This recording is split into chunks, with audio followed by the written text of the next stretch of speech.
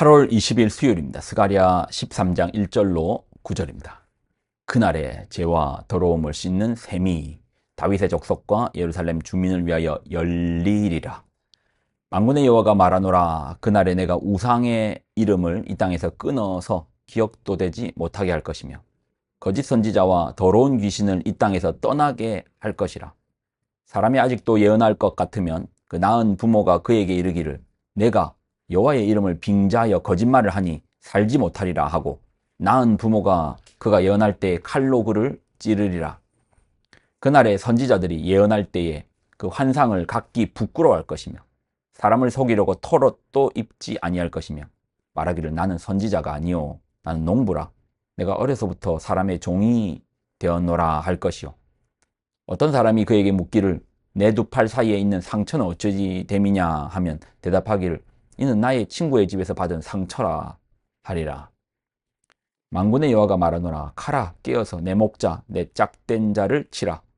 목자를 치면 양이 흩어지려니와 작은 자들 위에는 내가 내 손을 들이우리라. 여호와가 말하노라.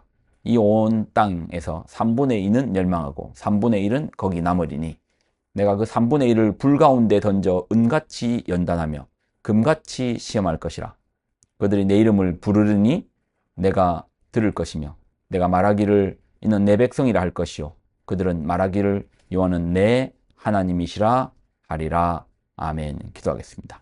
하나님 주신 하나님의 말씀을 붙듭니다. 우리가 참된 회개가 있고 회개 그 이후에 변화된 삶도 우리에게 허락하여 주옵소서. 영광을 드립니다. 예수님의 이름으로 기도드립나이다. 아멘. 스가랴의 후반부의 어떤 스토리 라인을 보면은 먼저는 이스라엘 백성의 총체적인 부패입니다. 뭐 지도자들도 부패하고 그래서 하나님께서 백성들에게 다가서는데 백성들도 부패하고 하나님의 가치를 그냥 은삼십으로 보는 거예요. 이렇게 하나님을 떠나버리고 하나님을 저평가하는 백성. 그런데 막상 그 예루살렘에 어려움이 닥칩니다. 망국이 와서 예루살렘을 둘러싸요. 도저히 자기들의 힘으로는 벗어날 길, 살아날 길이 없습니다. 근데 하나님 도와주시는 거예요. 하나님께서 우리 같으면 우리가 그렇게 배반했는데 어떻게 이런 나를 도와주실 수 있습니까?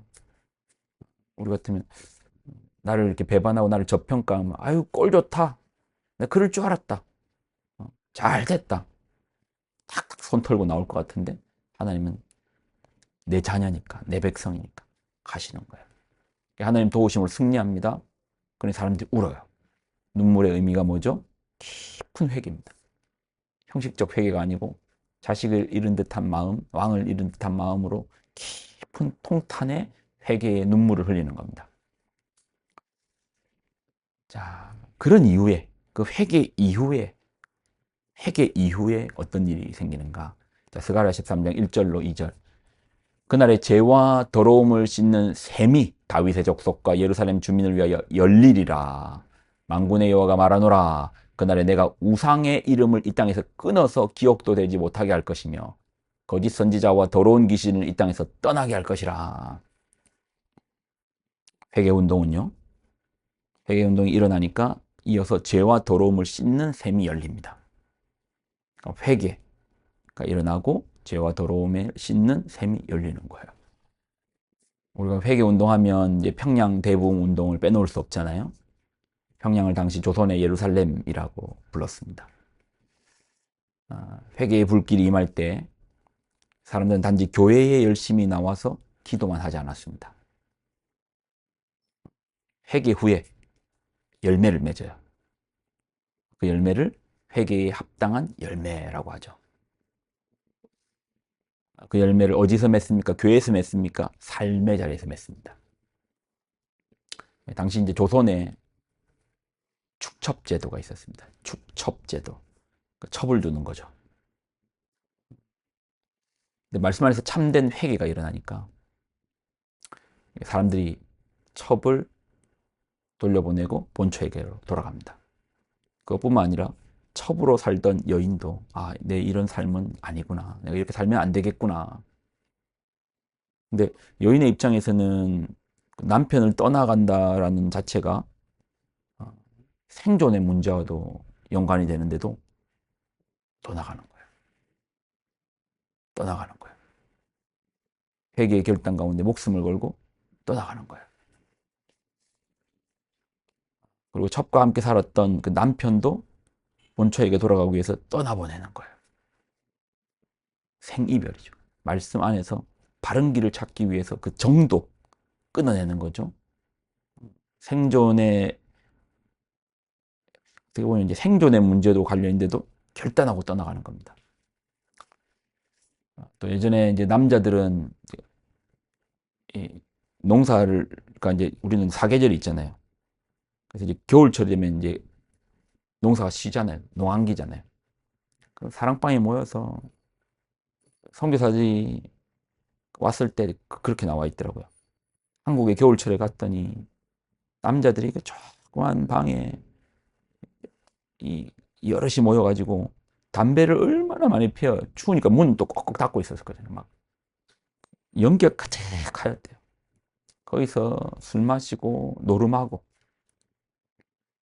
그러고 있더래요. 근데 회개의 운동이 일어나면서 이런 것들을 끊어내는 겁니다. 삶의 자리를 바르게 하는 거죠. 진정한 회개의 사건 이후에 오늘 본문을 보면은 회개 사건 이후에 예루살렘에도 우상을 끊어냅니다. 씻어내요. 죄를 씻어내고 우상을 끊어냅니다. 아, 우리 집에는 우상이 없는데요. 저는 우상 숭배 뭐 이런 철상 이제 이런 상이 없는데요. 저희 집에는 우상이 없는데요. 아닙니다. 여러분 우상을 가르쳐 드릴게요. 하나님보다 더 사랑하는 것, 하나님보다 더 앞에 내세우는 거 다 우상입니다. 그게 우상이에요.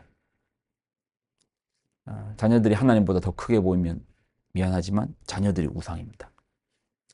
돈이 하나님보다 더 크게 보이면 돈이 우상입니다. 돈 필요하죠.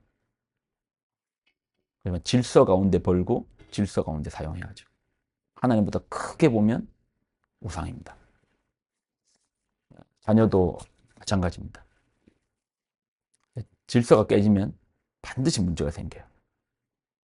빨간불에 무단횡단하면 뭐 몇 번은 잘 피해갈 수 있겠죠. 차도 안 보이네? 확 뛰어가고.